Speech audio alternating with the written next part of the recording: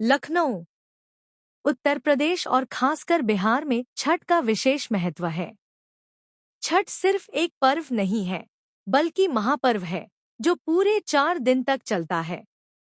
नहाय खाए से इसकी शुरुआत होती है, जो डूबते और उगते हुए सूर्य को अर्घ्य देकर समाप्त होती है। ये पर्व साल में 2 बार मनाया जाता है, पहली बार चैत्र में और दूसरी बार कार्तिक में। चैत्र शुक्ल पक्ष षष्ठी पर मनाए जाने वाले छठ पर्व को चैती छठ और कार्तिक शुक्ल पक्ष षष्ठी पर मनाए जाने वाले पर्व को कार्तिकी छठ कहा जाता है। पारिवारिक सुख समृद्धि और मनोवांछित फल प्राप्ति के लिए ये पर्व मनाया जाता है। इसका एक अलग ऐतिहासिक महत्व भी है। माता सीता ने भी की थी सूर्यदेव की पूजा। छठ पूजा की परंपरा कैसे शुरू हुई, इस संदर्भ में कई कथाएं प्रचलित हैं। एक मान्यता के अनुसार जब राम सीता 14 साल के वनवास के बाद अयोध्या लौटे थे, तब रावण वध के पाप से मुक्त होने के लिए उन्होंने ऋषिमुनियों के आदेश पर राजसूर्य यज्ञ करने का फैसला लिया। पूजा के लिए उन्होंने मुग्दल ऋषि को आमंत्रित किया।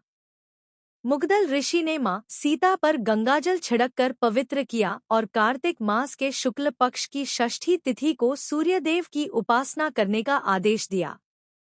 इससे सीता ने मुग्दल ऋषि के आश्रम में रहकर 6 दिनों तक सूर्यदेव भगवान की पूजा की थी।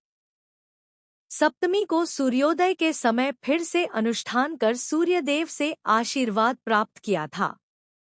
महाभारत काल से हुई थी छठ पर्व की शुरुआत। हिंदू मान्यता के मुताबिक कथा प्रचलित है कि छठ पर्व की शुरुआत महाभारत काल से हुई थी। इस पर्व को सबसे पहले सूर्यपुत्र कर्ण ने सूर्य की पूजा करके शुरू किया था। कहा जाता है कि कर्ण भगवान सूर्य के परम भक्त थे और वो रोज घंटों तक पानी में खड़े होकर उन्हें अर्घ्य देते थे। सूर्य की कृपा से ही वह महान योद्धा बने। आज भी छठ में अर्घ्य दान की यही परंपरा प्रचलित है। द्रौपदी में भी रखा था छठ व्रत। छठ पर्व के बारे में एक कथा और भी है। इस किंवदंती के मुताबिक जब पांडव सारा राजपाट जुए में हार गए, तब द्रौपदी ने छठ व्रत रखा था। इस व्रत से उनकी मनोकामना पूरी हुई थी और पांडवों को सब कुछ वापस मिल गया। लोक परंपरा के अनुसार सूर्य देव और छठी मैया का संबंध भाई बहन का है।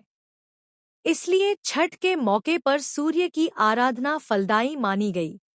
क्या है छठ का पौराणिक महत्व? इन कथाओं के अलावा एक और किंवदंती भी प्रचलित है। पुराणों के अनुसार प्रियव्रत नामक एक राजा की कोई संतान नहीं थी। इसके लिए उसने हर जतन कर डाले, लेकिन कोई फायदा नहीं हुआ। तब उस राजा को संतान प्राप्ति के लिए महर्षि कश्यप ने उसे पुत्रेष्टि यज्ञ करने का परामर्श दिया। यज्ञ के बाद महारानी ने एक पुत्र को जन्म दिया, लेकिन वह मरा पैदा हुआ। राजा के मृत बच्चे की सूचना से पूरे नगर में शोक छा गया। कहा जाता है कि जब राजा मृत बच्चे को दफनाने की तैयारी कर रहे थे, तभी आसमान से एक ज्योतिर्मय विमान धरती पर उतरा। इसमें बैठी देवी ने कहा, मैं षष्ठी देवी और विश्व के समस्त बालकों की रक्षिका हूँ। इतना कहकर देवी ने शिशु के मृत शरीर को स्पर्श किया, जिससे वह जीवित हो उठा। इसके बाद से ही राजा ने अपने राज्य में यह त्योहार मनाने की घोषणा कर दी।